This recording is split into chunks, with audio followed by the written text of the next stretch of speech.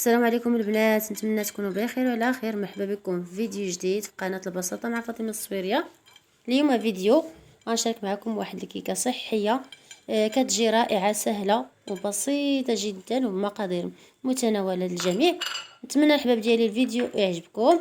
بالنسبه لهاد الكيكه البنات غادي نحضرها بالنخاله اللي فعلا واحد المذاق اللي رائع، وهذا وغادي نرافقوه بواحد لاصوص اللي كيجي زوين وسهل في نفس الوقت. نتمنى الحباب ديالي الكيكه تعجبكم، وندوزو المقادير وطريقه التحضير. وبسم الله على بركه الله. بالنسبه للمقادير عندي هنايا كاس ونص ديال النخاله، داك الدقيقه البنات كومبلي غربلته وخديت منه هاد النخاله. المهم نتوما تقدروا ديروا ديك النخاله رقيقه، انا عندي الغليظه بحال بحال.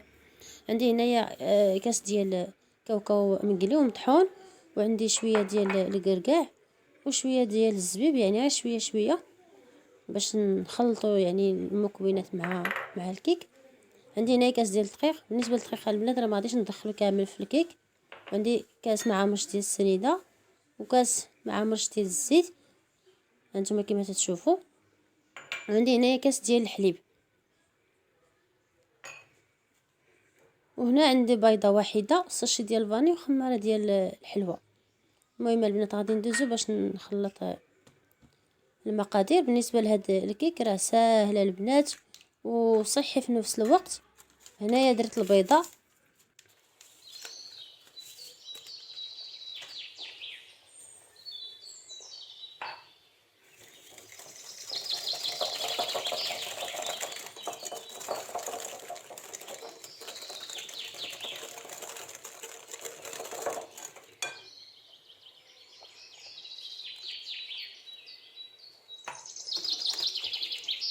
المهم البنات هنا من بعد ما ضفت الزيت والسنيده وخلطتهم مع بعضياتهم والفاني غنضيف عليهم هاد الكاس ديال الحليب كما كتشوفوا. وغنخلط المقادير، يعني كلشي واضح البنات في الفيديو وكلشي ساهل.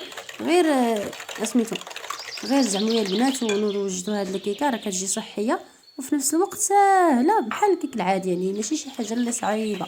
هنا ضفت ديك الزلافه ديال النخاله، انا عندي ديك النخاله الغليظه البنات، الا عندكم ديك الرقيقه راه مزيان.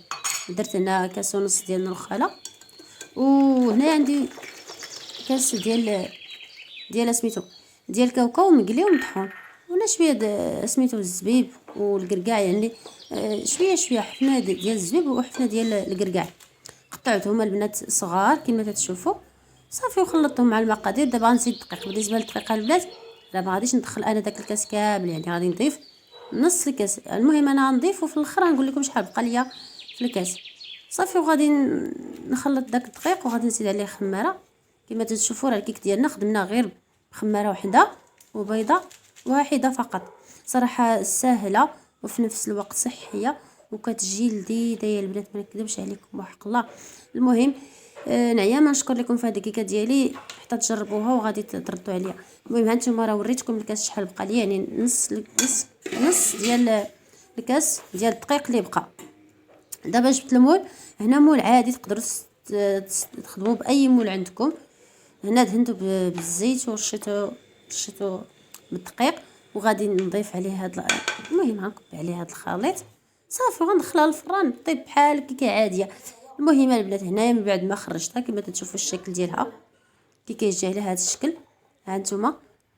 وانتم الا بغيتو تجيكم كبيره ويعني وهذا ديروها في مول كبير، يعني تقدروا تضاعفوا المقادير البنات، راه ما فيهاش مشكل.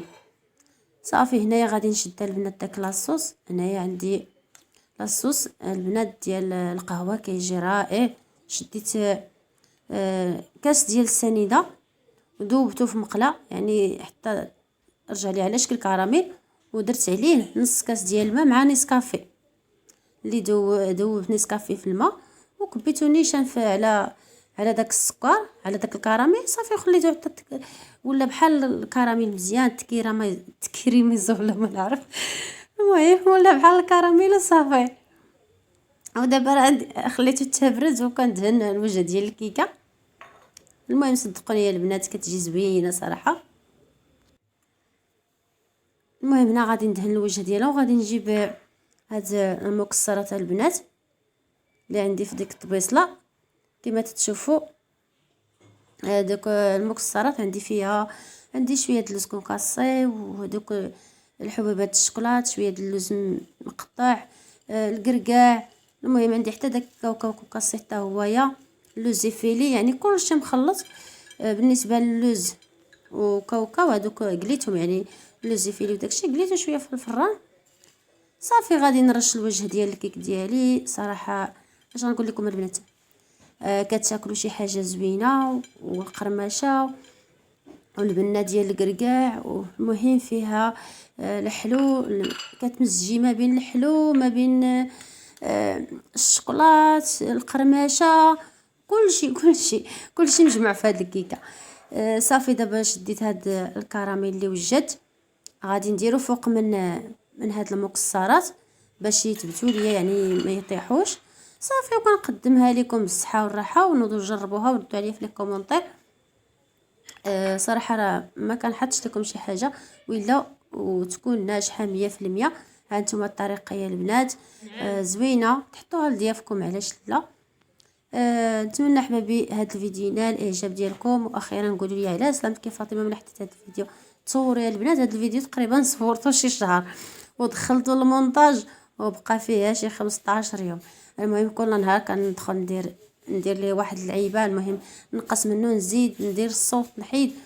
دابا اليوم اللي كتب غادي نقادو كامل وصافي، وقبلوا عليا وقبلوا على اختكم كيف ما حطيت الفيديو. المهم انا قطعت معكم واحد الطريف، ما عاودش لكم يا البنات كي جات من الداخل، جات شهوه منها ومعلكه ومعسله ومقرمشه وصحيه في نفس الوقت.